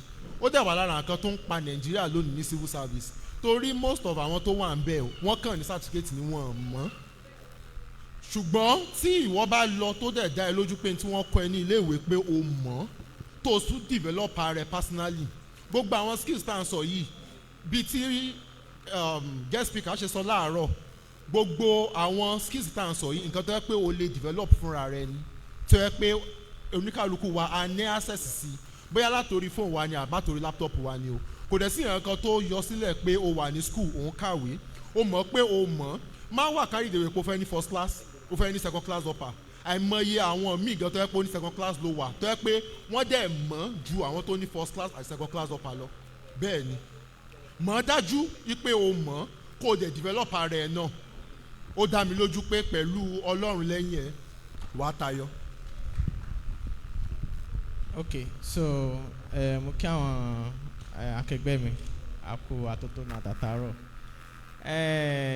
advice tèmi ní ni pé àkọ́kọ́ náà ẹ̀yin òbí àti ẹ̀yin tí ẹ jẹ́ àwọn ẹ̀gbọ́n àbúrò wa tó wà níbà ni pé ẹ mọ ìyàtọ̀ tó wà láàrin education àti schooling ọ̀tọ̀ọ̀tọ̀ ni wọ́n èmi ò gbàyàn níyànjú pé tó bá ti parí secondary school unless tó bá sọ pé medical line ló ń lọ kó o kọrí sí iléèwé you can continue your education from the comfort of your room. The guest speaker láàárọ̀ yẹn wọ́n sọ̀rọ̀ nípa àwọn program tó wà ní sọ pé you don't even have to go to school you can start learning something like now kankan báyẹn ṣá yàtọ̀ sáwọn yẹn gan irú èmi tí mo bá yín sọ̀rọ̀ yìí ìgbà tí mo parí secondary school ọlá pé àwọn tó mọ̀ mí tọmọ màmá mi wọ́n wà níbí báyìí ìgbà tí mo parí secondary school teacher ni màmá tèmi mo ní láti sọ fún wọn pé mi ò tí fẹ́ lọ sí school kan fún mi láàyè mo fẹ́ enhance skills mi tí wọ́n dẹ̀ fàyè gbà torí pé wọ́n believe pé kí n lọ school náà ni ó ṣe kókó which I did but kókó ẹ̀ bẹ́ẹ̀ náà ni pé time tí mo wà ní school mo ń ṣe skills mi yẹn náà mo ń ṣe everything but ó dí mi lọ́wọ́ lọ́pọ̀lọpọ̀ ó dín growth mi kù because kò sí mo ti fẹ́ pa wọ́n náà lè kó kinní kan sínú nálẹ̀ kan náà irin méjì sínú nálẹ̀ kan ẹ̀yin àgbàlagbà ẹ ṣe so ó dí mi lọ́wọ́ lọ́pọ̀lọpọ̀ ọdẹ ti ná àwọn míì tó sọ pé ìgbà tí mi náà parí tán bá fẹ́ bẹ̀rẹ̀ school àwọn sọ fún mi pé multi law school education is a continuous thing it is not something that ends at the four corner of a classroom it is something that you have to do láti ìgbà náà bá ti bí ẹ tí wàá fi kú you must continue that education and we must not mix the two together equal education àti schooling a gbọ́dọ̀ mix ẹ papọ̀ so a ní láti mọ̀ yàtọ̀ ẹ̀ and my own advice and recommendation is that unless you are going for a medical line tí o bá ti jẹ́ medical line o bá ti parí secondary school take your personal education mú as kókó instead of ipe o ìwọ náà fẹ́ lọ join schooling whereby wala mọ the kind of schooling system we are running in Nigeria wà cram ni it is not like pé wà á parí wọ́n bá béèrè lọ́wọ́ ẹ̀ kí ló ṣe lè ṣe o lè ní nǹkan tí wàá ṣe àgbẹ̀ àdásọ àìbò so ó jẹ́ tí àrùn yẹn ṣe jẹ́ ẹ ṣeun o. Yes, sir. So to add to what they've said, I have siblings, and which three of them are into tech. There is this particular one, 300 level, civil engineering, OAU. Olaiton is brilliant, yes. But I told him from the onset that school goes beyond you just read and pass, right? Enroll in a digital skill. Is into Web3, right? And there are lots of contracts, even like, you know, he get paid like every week. Oti your body kúrò lọ́rùn wa, cause every now and then this before Web3 Ramide kíní kan mo fẹ́ ra kíní kan wọ́n ní kára nǹkan wọ́n ní kára but now it's just about hello how are you doing kíni àwọn challenges o kíni kan tó ń ṣẹlẹ̀ just to ensure that he is faring well. There is another one like that that's into programming.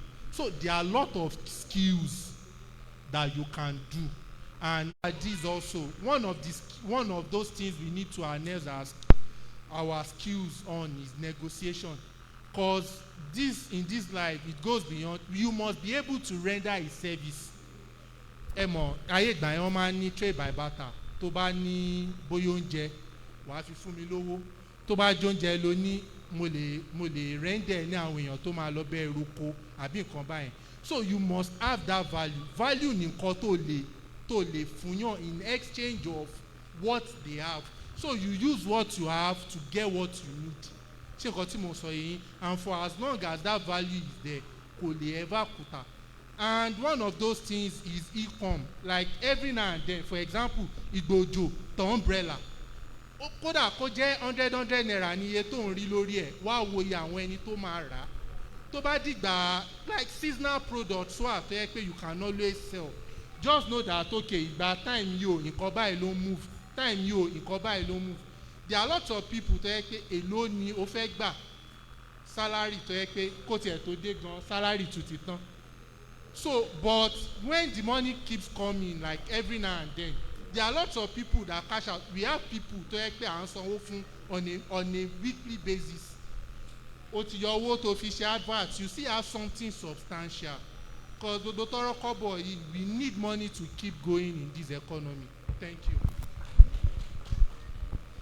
Láfikún pẹ̀lú gbogbo tí àwọn akẹgbẹ́ mi ti sọ, the only advice tèmi ni wípé máa rọ̀ wá láwa tá a ṣe wà ní youthful age tá a ṣe ń lọ school wípé káwá bá ṣe balance academics, social life àti personal development.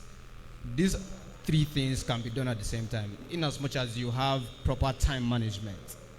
These things are achievable. Now, one of those social life here, I was invited here by Mr. Hafiz, not because of we know each other yesterday, but we've known each other way back from Federal Polybida. So everyone is doing fine on their own lane. So Edakun, meteta ejeka strike a balance line. Thank you. Ẹ ṣé púpọ̀, ẹ rí wípé kò ní sí àwíjàre fẹ́nikẹ́ni torí pé àwọn tí a gbé wá sórí ètò lénìí ẹ rí wípé ògbóǹtarìgì ni wọ́n. Tí a bá sì fi tẹ̀gàn kún tá a tún yọ tẹ̀gàn kù, wọ́n ṣe àlàyé aláwìyé ni wọ́n sọ gbogbo ẹ̀, wọ́n pa obì wọ́n á yọ àbínú. Ẹ rí ní báyìí á béèrè ìbéèrè tó parí tá a fi kásẹ̀ ọ̀rọ̀ yìí lẹ̀. Ẹnìkejì mi náà ni wọ́n ó béèrè ìbéèrè náà. Over to you, sir. So nǹkan méjì ni ó kó sínú, kò ń ṣe bí ìbéèrè, ó dàbí request. Tọ́ wọn làwọn ní béèrè. Ǹjẹ́ ẹ ní àwọn social handles tí àwọn èèyàn ti lè reach out tí ẹ máa bá wa sọ fáwọn èèyàn? Ẹlẹ́ẹ̀kejì bẹ́ẹ̀ wà ní pé gẹ́gẹ́ bí a ṣe mọ̀ pé àwọn kan nínú wa entrepreneur ni wọ́n níṣẹ́ tiwọn, wọ́n ní company tiwọn. Ìjà ní ẹni tó jẹ́ pé ó níṣẹ́ tó fẹ́ fún àwọn èèyàn tó wà níbí báyìí. Nínú àwọn tán ti ní skills yẹn tẹ́lẹ̀, ta ní ẹni tó fẹ́ fún wọn ṣe àbí àmọ̀ èèyàn tó lè fún wọn níṣẹ́? Tọ́ ìbéèrè tí wọ́n béèrè fún àwọn tí wọ́n ti mọ̀, ẹ rí pé àwọn kan nínú àwọn tá a pè wá wọ́n láǹfààní àti gbàyàn síṣẹ́, tí wọ́n wá ní ó ṣeéṣe kó jẹ́ pé wọ́n fẹ́ fún àwọn èèyàn náà láǹfààní, àwọn tí wọ́n ti kọ́ṣẹ́ wọn ò kọ́ṣẹ́ wọn mọ̀ṣẹ́ so tó wà níjókòó yìí. Bákan náà ni pé tí wọ́n bá fẹ́ rí wọn báwo ni wọ́n ṣe rí wọn lórí ẹ̀rọ ayélujára, torí ayé ti lu jára báyìí. Ǹjẹ́ alẹ́ tó níṣẹ́ fún àwọn èèyàn tó bá wò pé mo máa ń báyìí kàn sí wa lórí báyìí. Ẹ ṣé. Okay, so nǹkan alákọ̀ọ́kọ́ tán béèrè pé ṣáà ní social handles táwọn èèyàn lè reach out sí. Ẹ lè reach out sí mi ní Facebook, ẹ tẹ̀lé lọ sí personal website mi. Tẹ́ bá lọ personal website mi yusufadesina.com, àwọn social handles mi wà níbẹ̀. There's a section there tó jẹ́ pé tẹ́ bá fẹ́ book consultation because àsìkò lówó bí nǹkan tí mo sọ lẹ́ẹ̀kan yìí pé mo kí àwọn olùdarí Cresdig pẹ̀lú nǹkan tó ń ṣe yìí because on a normal day kò sáyé ẹni tó bá ní business tó ní àwọn tó ń bá ṣiṣẹ́ ayé yẹn kìkì ń sí ṣùgbọ́n nǹkan tó ń gbé dání yìí nǹkan tó tóbi lọ́pọ̀lọpọ̀ ni so ẹni tó bá fẹ́ there is a section on my website fún ẹni tó bá need the consultation tó lè book ẹ máa rí níbẹ̀ máa lè book ẹ and àwọn social handles mi wà níbẹ̀ lẹ́yìn yẹn lórí pé iṣẹ́ ẹni tó bá ní digital skills kò gbọ́dọ̀ mọ wáṣẹ́ o sorry to say because ẹnìyẹn ti kọ́kọ́ limit ara ẹ̀ nìyẹn there are platforms bíi Fiverr.com Upwork.com èmi gángan fúnra mi mo ní platform tó jẹ́ pé àwọn iṣẹ́ bíi digital job and all that ló wà níbẹ̀ remote job to be precise ló wà níbẹ̀ but kókó ni pé ẹni tí ó bá ní digital skills there's two things you must learn you must have the skills and you must know how to monetize the skill so if you do not know how to monetize the skill òun fìyà jẹrẹ ẹni but that being said irú mi báyìí mo need the content writer mi dẹ̀ need ẹni tó bá good nínú Facebook ads tó good mi ò fẹ́ ẹni tó ṣẹ̀ṣẹ̀ ń kọ́ṣẹ́ o àbẹ́ni tó sọ pé ó fẹ́ máa fọ̀dọ̀ tèmi fẹ́ máa fi ṣe testing kò possible o ẹ ṣeun.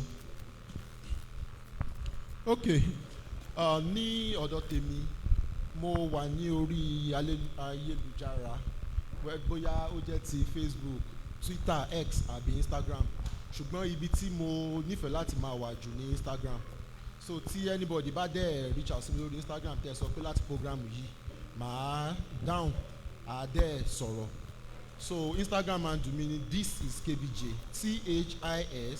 THISISKBJ ẹ kí n sọ lẹ́ẹ̀kan sí this is KBJ THISISKBJ so ẹ kàn reach out sí mi kí adẹ́ sọ̀rọ̀ nípa ti pé à ń gbàyàn ní iléeṣẹ́ tiwa ní àsìkò yìí ní àǹfààní àti gbàyàn ṣùgbọ́n àyè wà fún àwọn tí wọ́n bá ní digital skill kọ̀ọ̀kan tí wọ́n dẹ̀ lè intern pẹ̀lú wa tí wọ́n bá pàdé wa ní ìparí ètò yìí a lè sọ̀rọ̀ kí á dẹ̀ tẹ̀síwájú láti bẹ̀ nígbà tí àyè yẹn bá dẹ̀ ṣí a lè jẹ́ kí wọ́n mọ̀ nípa ẹ̀ ẹ ṣé.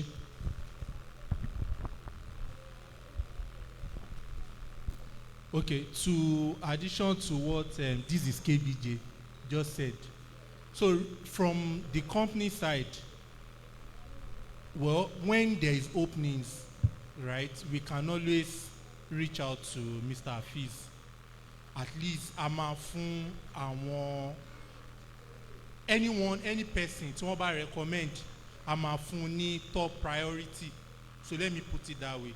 But like right now, like there's no openings. But however, like room for you to intern with us is opened. But yet, Ashima more and more areas that need àwọn èèyàn. So I might get back see Mr. Hafiz.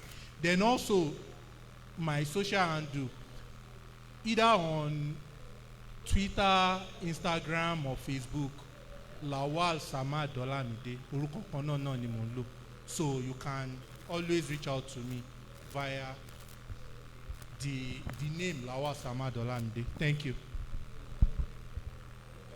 láṣẹ ká gbá pẹ̀lú gbogbo tí àwọn akẹgbẹ́ mi ti sọ ntí èmi lè ṣe fún everyone lágbára tèmi ni wípé I can help you craft your CV and as well do a LinkedIn optimization for you. Now ntí àwọn nǹkan méjì yìí lè ṣe kò tayọ pé they will put your best foot forward when it comes to you job searching. So on social media, I can be reached on Facebook on that same name. Once you're reaching out to me on Facebook, you can just tell me, oh, from Cresdig up, whatever you want, we'll talk about it and you will be prioritized. ẹ ṣé púpọ̀ ẹ kú òun ní àtàárọ̀ olúwa ẹlẹ́dàá yóò mọ̀ wá pẹ̀lú ẹ̀yin náà ẹ rí i pé ẹ mọ̀ gbọ́ tẹ́nìkan sọ fún wẹ́bsáìtì bẹ́ẹ̀ ni èèyàn máa ra ilẹ̀ sórí òfurufú tí àwọn èèyàn bá ti débẹ̀ wọ́n wà ǹjẹ́ ó ti ra ilẹ̀ síbẹ̀ bó bá ti ra ilẹ̀ bẹ́ẹ̀ kò sẹ́ni tó dá ọmọ nìyẹn so béèyàn ṣe wà lórí ilẹ̀ níbi téèyàn máa ra ilẹ̀ téèyàn kọ́lé bẹ́ẹ̀ bẹ́ẹ̀ náà lè yan ra lẹ̀ sójú òfurufú tó kọ tí ó ṣe ringindin nọ́mbà rẹ̀ ó wà ń bẹ́ẹ̀ kó síbi tí wọ́n ti ní rí ọ so ilẹ̀ ilé ìta à ń sọ pé kò ránú tó bá sì ti wá sí Cresdig ó kẹ́kọ̀ọ́ bó là ṣe é ṣe láìpẹ́ yìí á pe àwọn tí wọ́n ṣe presentation wọ́n ní ẹ̀bùn pàtàkì fún wa pàápàá àwa tá a ní iṣẹ́ ọwọ́ lọ́wọ́ tá à ń fẹ́ bó o ní àwọn èèyàn ó ṣe mọ̀ wá torí pé àwọn máa ń sọ wọ́n sì ṣe àmọ́ kí á tó máa lọ ó kù ìbéèrè ẹyọ kan ìbéèrè náà ni is there future in tech ní gbólóhùn kan yes àbí no torí àwọn èèyàn fẹ́ máa ṣé ó ṣeé ṣe kó jẹ́ pé níta tó ń sọ ẹ̀kọ́ tó ní rí bẹ́ẹ̀ mọ́ bíi cbs táwọn èèyàn rọ́ọ̀lù àánú ṣe wá ṣé future is there future in tech ní gbólóhùn kan yes àbí no mo rò pé léyìí kò yẹ kó ní. Yes, and tech is not CBEX. Bẹ́ẹ̀ ni, tech has come to stay ní generation yìí and it will stay forever. Yes, tech is now and tech is the future. Yes, so tech is here to stay forever. Forever. Like it's not going anywhere. It's no longer going anywhere.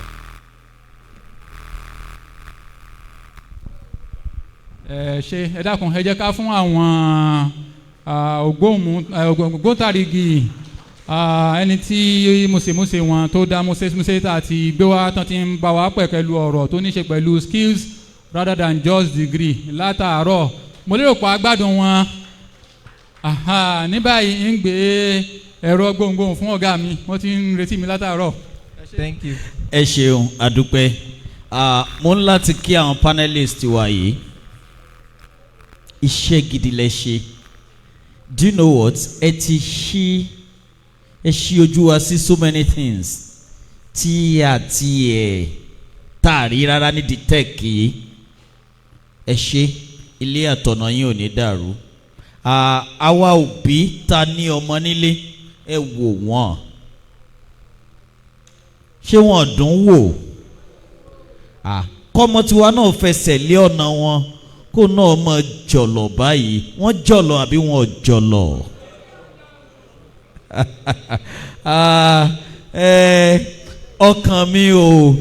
ọkàn mi ò fi yín lẹ̀ lónìí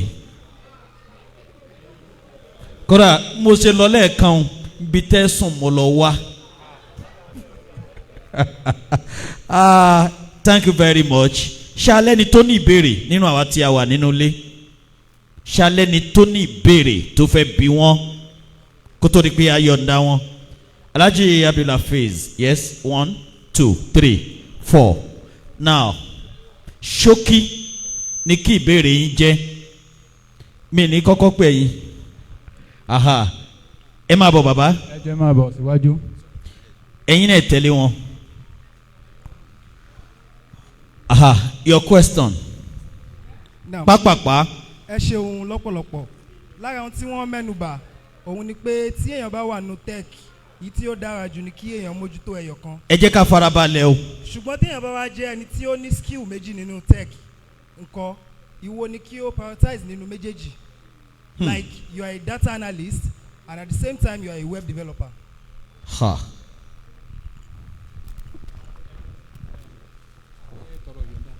Ìbéèrè tí ẹ jọ ẹ má bínú a fẹ́ ṣe àfihàn iṣẹ́ àwọn renters a gba àwọn ìbéèrè yẹn jọ wọ́n fẹ́. ká gba àwọn ìbéèrè yẹn jọ báyìí now ṣe ti note question ẹni yẹn you are a data analyst and a web designer developer èwo ni kéèyàn baptize nínú méjèèjì very lovely question ó wà sensitive díẹ̀ o now ìyẹn àkọ́kọ́ èkejì. now question tèmi ó máa lọ sí ọ̀dọ̀ Mr. Mahmood wọ́n sọ̀rọ̀ time management ní ẹ̀kan and when his citation was being read wọ́n ní lecturer ni wọ́n and a data analyst báwo ni wọ́n ṣe ń combine iṣẹ́ lecturing pẹ̀lú being a data analyst báyìí sọ ma pé iṣẹ́ lecturing ó wà time consuming àti iṣẹ́ data analyst àwọn pé wọ́n need focus báwo wọ́n ṣe manage time wọn. Yes, that's another very good question. Ṣé ń sá sùkúù ni? Ẹni yẹn fẹ́ mọ̀ pé ṣé ń sá ní sùkúù ni? Ẹni kẹta dà, obìnrin yẹn dà, where is she? Ẹ̀yin náà ní béèrè, mò ń bọ̀ sir, come around. Thank you very much, sir. My question is to Mr. Olatunde Adewumi. Considering how saturated tech industry has become, how can one stand out in their own field? So another question I have is direct to Mr. Baudin. You said our parents should put us in the line of technology career, but doesn't technology require a certain level of potential or interest from the child? Shouldn't the child's potential be considered? Do you get it, sir? Please note it. Shoti yin, sir. Bole yin bo. Ẹ jọ̀ọ́, mo kí gbogbo àwọn àlejò wa. Ọlọ́run máa wà pẹ̀lú yín. A kí gbogbo àwọn elétò program yẹn àjíǹde ara yóò máa jẹ́. Ǹjẹ́ iṣẹ́ dígítà yóò ní ṣe pẹ̀lú ọjọ́ orí? Ọjọ́ orí wọ́n ti gbọ́. Ṣùgbọ́n ṣé ẹ fi ọjà alẹ̀ lẹ́mọ̀ wá. À ń bọ̀ wá bẹ́ẹ̀.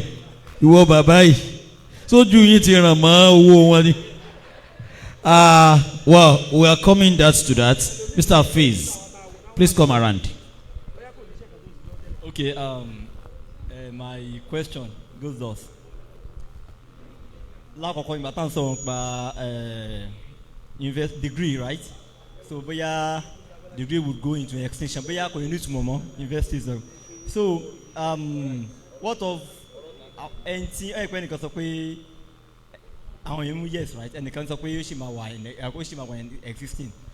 Tó bá jẹ́ pé in Nigeria for example, àwọn courses àwọn ọmọ wa ń ṣe ń sìn irú èmi ń sìn àṣẹ linguistics àkànṣe láàrin àṣàṣe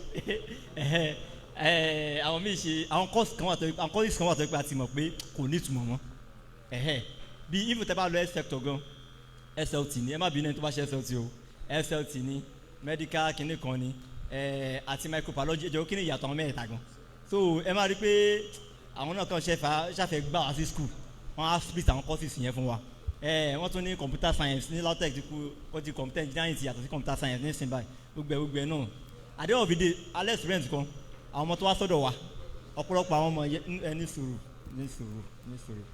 wọ́n á dáhùn àwọn tó wá sí ọ̀dọ̀ wa torí experience à ń ṣe experience a lè má rí àǹfààní irú àpéjọ báyìí so àwọn ọmọ yẹn wọ́n ṣe computer science àbáwọn mi ṣe computer science so wọ́n sì ń face challenge pẹ̀lú pé a fẹ́ operate laptop ṣé yẹ kó rí bẹ́ẹ̀ iṣẹ́ wa làwọn ń ṣe ní school gan so ó pàtàkì pé bóyá ṣé ọmọ tó fẹ́ lọ school sìn ṣé ó gbọ́ ní kọ́ọ̀sì kan tàbí bẹ́ẹ̀ ṣe sọ pé tí ó bá ti ṣe medicine àbí ìran kan àbí pé wọ́n bá ṣàtì fún last admission kó ṣà lọ school ìyẹn ló ti wà sípẹ́ láyé tá a náà lọ school bọ́n sìn ṣé ó yẹ kó máa lọ bẹ́ẹ̀ ni àbí báwo àbí pé ṣé àwọn courses kan wà tó yẹ pé ṣé ká sì máa ṣe torí gbogbo táwa ń ṣe ń sìn báyìí ní academy tiwa kò ọ̀pọ̀lọpọ̀ ò sí ní high institution ó yẹ kó dẹ̀ ti wà ń bẹ̀ náà so wọ́n á yẹ pé bóyá tech academy máa gba iṣẹ́ university ṣe ẹ ṣe gan.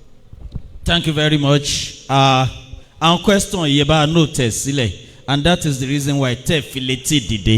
Ẹ jẹ́ kí a unveil Mr. Fiz ọ̀pọ̀lọpọ̀ àwọn oníṣẹ́ ọwọ́ náà wà ń bí báyìí wọn dẹ̀ tí lọ nítorí renters yìí. I have with me the president at Tahoe, that is youth wing. Prince ni ọmọ ṣọ̀ún tilẹ̀ Ògbómọ̀ṣọ́ ni Ọlọ́run ní jẹ́ ó bàjẹ́. You are most welcome. Bákan náà ẹgbẹ́ bricklayer l'Ógbómọ̀ṣọ́ the president wọ́n wà ń bí tẹ́lẹ̀ but now secretary general is there present. Àwọn náà relate pẹ̀lú yín lẹ́ǹkan torí RentHass yìí náà ṣe dúró wọ́n fẹ́ rí díẹ̀ so ẹ ká ṣe presentation tó kù kádẹ̀ wọnú RentHass. Plumber ṣẹ́yìn láàrẹ general secretary plumber ẹ̀yin náà wà níbí so a fẹ́ take ìyẹn kádẹ̀ ṣe the next presentation káwa come back to those questions. Question tí bàbá béèrè lẹ́ǹkan ṣe age barrier ebi nǹkan tẹ́ ń sọ ni age barrier ni lovely question ẹlòmíín bẹ́ẹ̀ ń létí o ṣe nǹkan kan mọ́ ọpọlọ dẹ̀ wà níbẹ̀ now a wà padà sórí ẹ̀ bẹ́ẹ̀ Now, our presenters were there. The presenters. Meanwhile, renters, Mr. Opeyemi, Emma Sumato, Siwaju mi báyìí. Níbi atẹ́gùn bẹ́ẹ̀. Okay. Ó yẹ jẹ́ ká ṣe pápápá, Mr. Fizz. Okay, ẹ ṣe gan. Àkọ́kọ́ kí wọ́n tó ṣe presentation renters. Kí ló ń jẹ́ renters gangan? Ọ̀gá máa sọ̀rọ̀ tó pọ̀ lórí ẹ̀. Ṣùgbọ́n ẹ yẹ kí n kọ́ mọ́ sí. Renters ni mo sọ̀rọ̀ kan nígbà tí mo ṣe welcome address. Ọ̀rọ̀ tí mo dẹ̀ sọ ni pé ìyàtọ̀ ta wá ní academy wa ni pé àwọn ò ní kàn máa kọ́ ọmọ lásán. Pé bí university ṣe wà náà nìyẹn kàn máa kọ́ ọmọ. Kò ní sí pé kí ni practical kò sí practical theory lásán òyìnbó yìí náà ni gbogbo òyìnbó ni àwọn tó ṣe computer science tó bá dé òyìnbó yìí náà ni n ò dá nǹkan tán kọ́ wọn gan mọ̀ so practical yẹn gan ṣe pàtàkì wọ́n ṣe pa ṣe practical yẹn lásán agbọ̀n máa practicalize kó jẹ́ nǹkan tó wà realistic tẹ́ pé nǹkan tó yẹ pé ó lè ní nǹkan tó ń iṣẹ́ tó ń ṣe láwùjọ for example renters yìí ṣe iṣẹ́ tí renters ṣe ni wípé ó jẹ́ platform kan ààyè kan tó jẹ́ pé àwọn tó ń ṣiṣẹ́ professionals là ń pè wọ́n máa wọ́n wà sí platform àbẹ́ni tó yẹ pé ó bùkátà sí wọn ó kàn ní mọ́tò ẹ̀ bàjẹ́ ni o nǹkan ṣẹlẹ̀ nínú ilé ẹ̀ ni nǹkan ṣẹlẹ̀ ní so nǹkan tó fẹ́ ṣẹlẹ̀ ní so àwọn students wa wá ní àwọn yẹn ń ṣiṣẹ́ yìí àwọn build website yìí láti pilẹ̀ láàrin oṣù mélòó kan tó fi ṣe training àwọn náà ṣe website yẹn apá kan product design wọ́n máa ṣàlàyé bí ọ̀nà tán gbà tán fi get information àwọn èèyàn data àwọn èèyàn everything àwọn tó dẹ̀ ṣe website yẹn náà àwọn náà máa sọ ọ̀nà tán gbà tán fi ṣe bá ṣe lè rí lò tẹ́pẹ́ gbogbo wa báyìí máa practice lórí fún wa ẹni tó bá ní network bá ṣe máa lò so nǹkan tó máa ṣàlàyé fún ẹ ni. ẹ ṣe ẹ jẹ́ kí a wà ní ìfarabalẹ̀ alájì ẹ ṣe gan ni ẹ mọ̀ yọ̀ǹda òní tán yányán ni appreciate ẹ gan ni ọ̀ya prof lẹ́nu lẹ́ǹkan wọ́n ní ká morúkọ yín wá àwọn fẹ́ kí n specially ẹ fún wa ní time ẹ tún wá ní ìfarabalẹ̀ ẹ ṣe ọlọ́run dẹ̀ nífẹ̀ẹ́ yín náà sílẹ̀ ẹ̀yin èèyàn wa bismillah. mo kí wa kú ìfarabalẹ̀ látàárọ̀ orúkọ mi ni Bùkúnmi Àkànbí tí mo sì ń kọ́ nípa ohun tí a ń pè ní product design ní kúkúrú èdè kí ni à ń pè ní product design. ẹ ganu sí microphone yẹn ẹ ganu sí. kí ni à ń pè ní product design. Product design ó jẹ́ course kan tó fi òpó méjì múlẹ̀ àkọ́kọ́ a ní UX a dẹ̀ ní UI méjèèjì ló ń bára wọn iṣẹ́ papọ̀ kò sí bí ọ̀kan ṣe lè ṣe láì jẹ́ pé ó bá rí ìkejì kí là ń pè ní UX ni a ti máa ń ṣe ìwádìí tó múnádóko tó sì yè kóró láti mọ nǹkan tí àwọn èèyàn dojúkọ ní àdúgbò kan ọ̀nà wo la lè gbà láti mú ìṣòro náà kúrò àwọn nǹkan wo la nílò ìlànà wo látọ̀ tá a fi mú ìṣòro náà.